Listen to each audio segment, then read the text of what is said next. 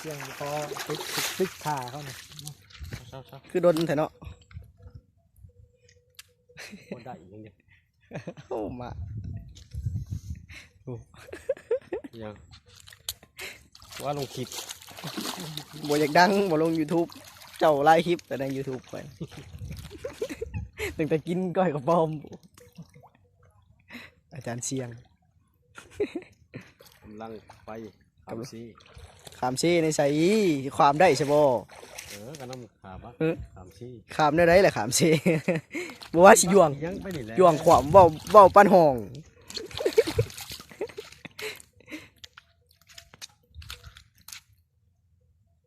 ถ้าบักมาหับเอาพวกมีหายมีหน้าอยู่หุ่นขามหุ่นนะขาม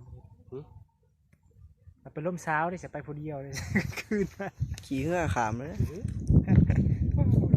เดี๋ยวย่านเนาะขามโอ้ยกินเขาเองย่านเนี่ยกินเขาเลย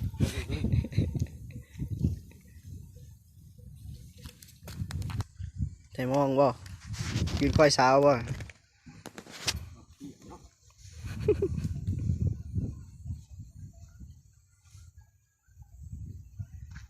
นำเซบางเฮียงปลาน้อยเนาะ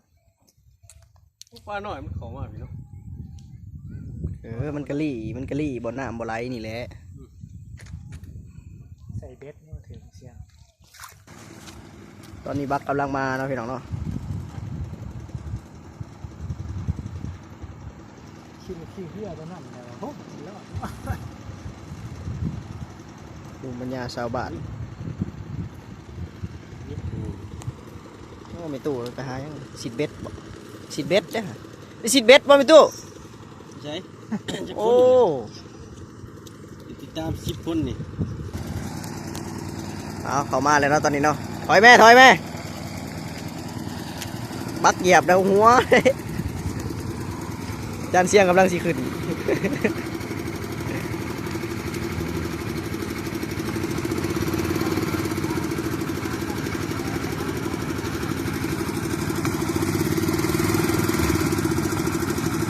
โอ้เป็นตลอดอยู่บ่เนาะ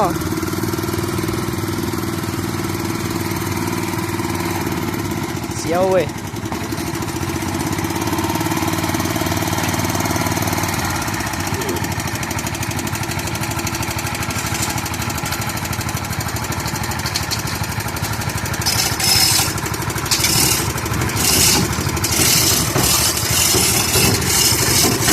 ได้จะขึ้นได้เลย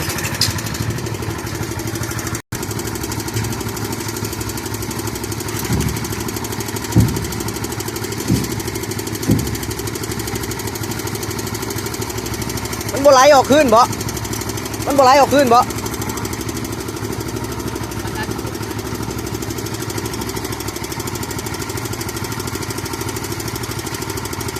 ลงมาเลยบ่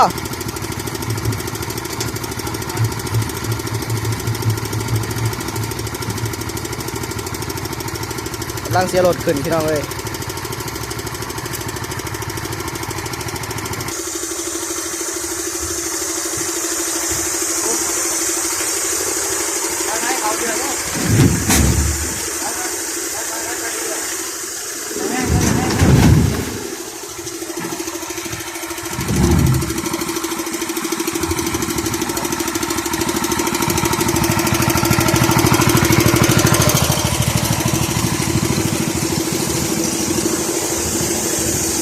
เป็นอะไร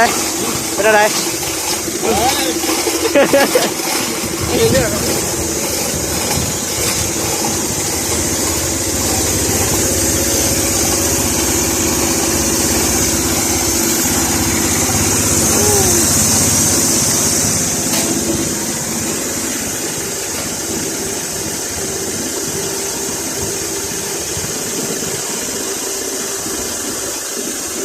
หมดอยู่บนนอนเนาะสุดยอดมีหอดบอลนอนแม่ตายให้ไหนแม่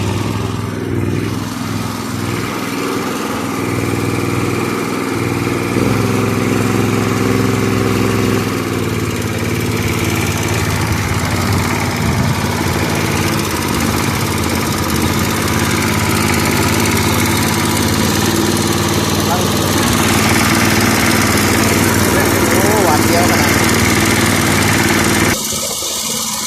จานเสียง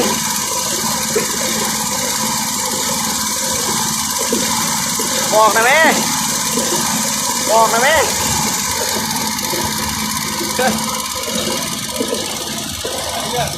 ไปเรื่อย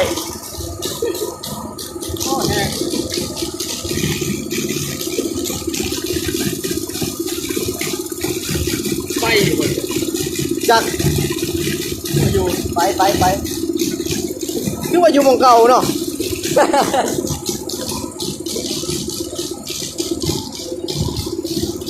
นักเอ๊ะ อะนัก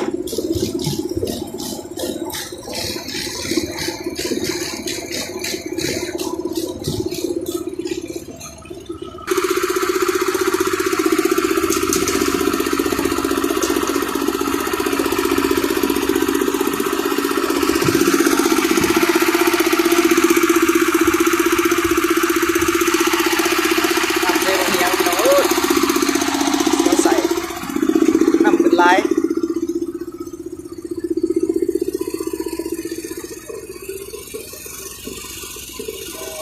ไปมองขอบ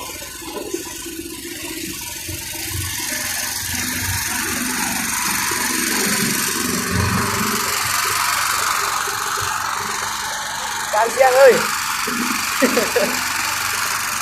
พอดใช้เลยนี่นะคือบ่เห็นไฟจะเถื่อไฟอยู่บ่เลย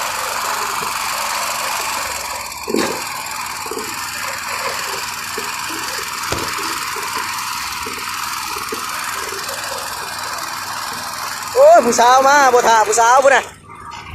โอ้โอ้ยผู้สาวมาผัดมาบ่ทันซ้ำ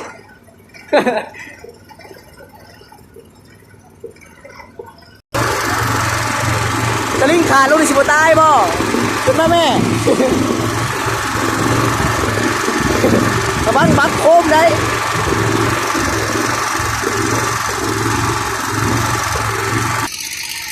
ตอนนี้กำลังสีขาวพังเนาะใกล้แล้วใกล้ฮอดพังแล้วเลยเวลากินเวลามาอยู่ประมาณ20 นาทีเพื่อสิฮอด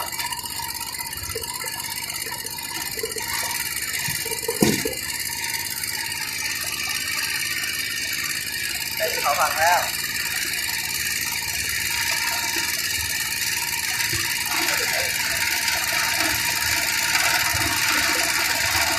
और cái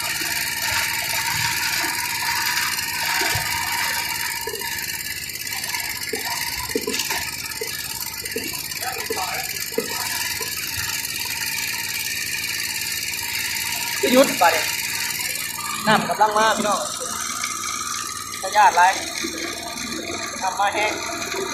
พูดไม่พูดบอกมาก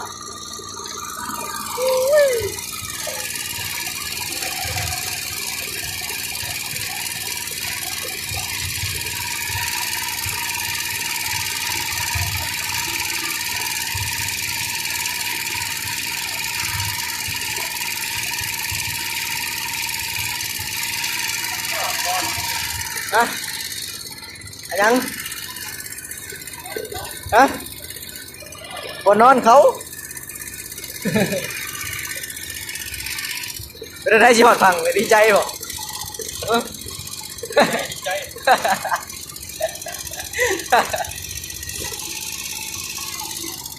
เอ้า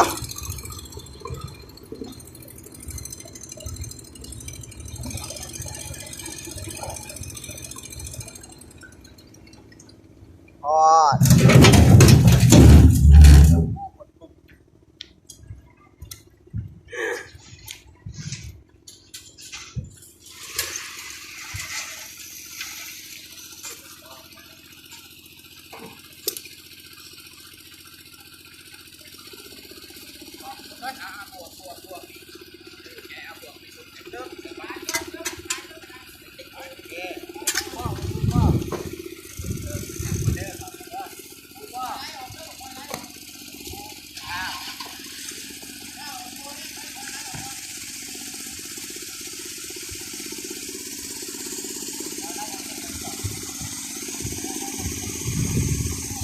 ลังเอาลงแต่บัตร